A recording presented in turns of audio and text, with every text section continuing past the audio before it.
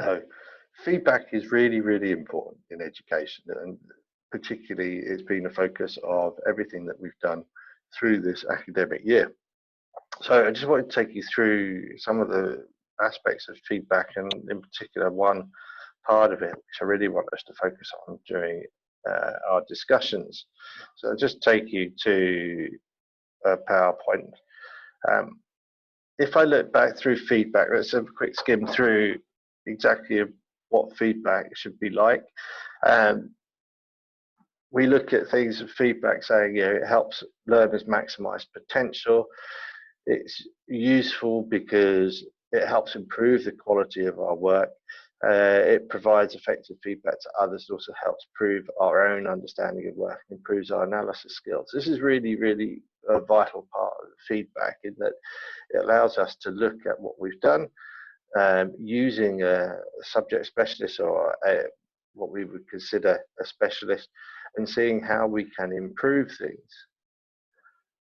Then we get feedback from an expert, as I just said, so the teacher would act as the expert, or we can get peer feedback. There are the other forms of feedback, things like self-assessment. We have checklists and things like that, which we can use to give ourselves a feedback to see whether we've got everything right. We might using in class a self-assessment tool, giving them the ability to mark their own work and seeing whether they've covered all the aspects of it. That gives us our own feedback. And we also get some feedback from sort of online tests, very short sort of tests where it's a series of right or wrong answers. Now, all four forms of feedback are really valuable in class, and we should be incorporating them as much as possible. So we've got our common types of feedback: constructive, positive, obviously negative. We try and give that away, the negative away, and not use that in our lessons. But certainly the positive and constructive, which a number of you will realise what went well and even better if, are really good pieces of feedback. Now, sometimes the positive can be done by a score.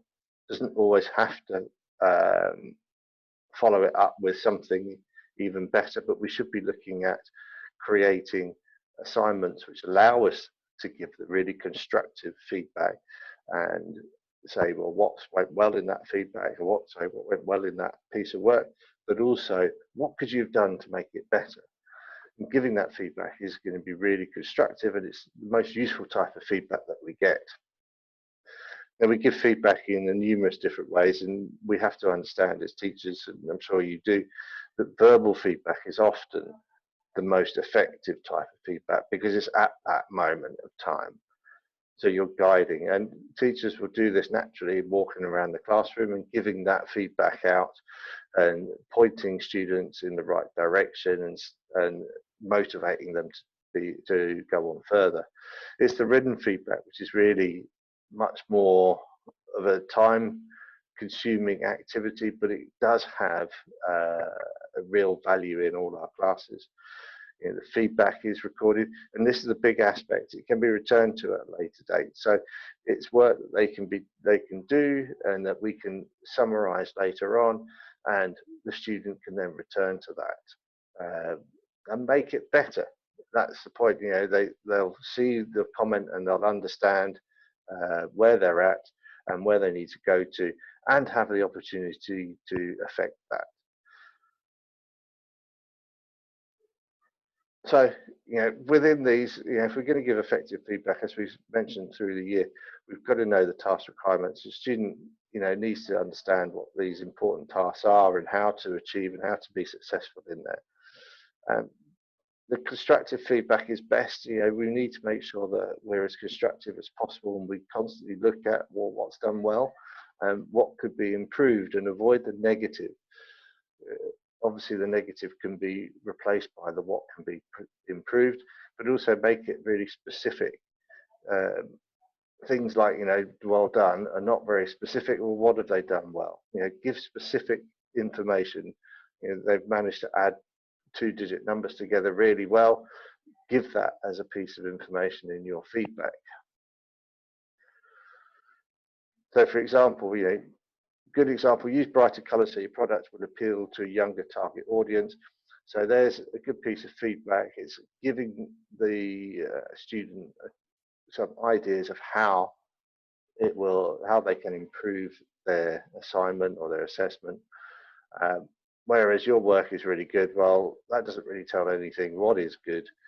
It needs to be much more specific. So try and avoid those, give good types of feedback, what they've done well and how they can move things forward.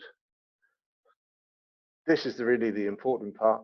It's allowing students to respond to the feedback. Obviously, we have a mixed group of students. Many of our students are EAL.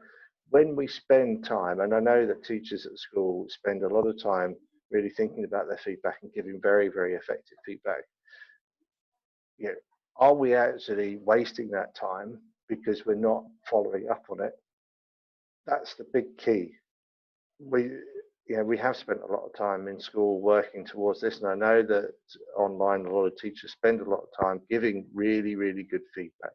But if you don't close the loop and go back to it with the students, your feedback may be wasted. If you think how many of your students have actually read and understood your feedback that you've given, that's the key aspect here. How many of them have done that? Because if you're not getting the vast majority of students, if not all the students, checking the feedback, then some of your feedback and that time that you've put into that feedback is wasted. So what we need to do is look at how we can build that in. That's the really important part, is how do we close that loop? So think through that, and today in the meeting or in future discussions with colleagues and with senior leaders, think about how effective am I at actually closing that loop? What sort of things do I do to ensure that the feedback I've given, generally the written feedback, but all types of feedback, is actually really being effective and really allowing that student to improve. Okay, that's my little bit on feedback.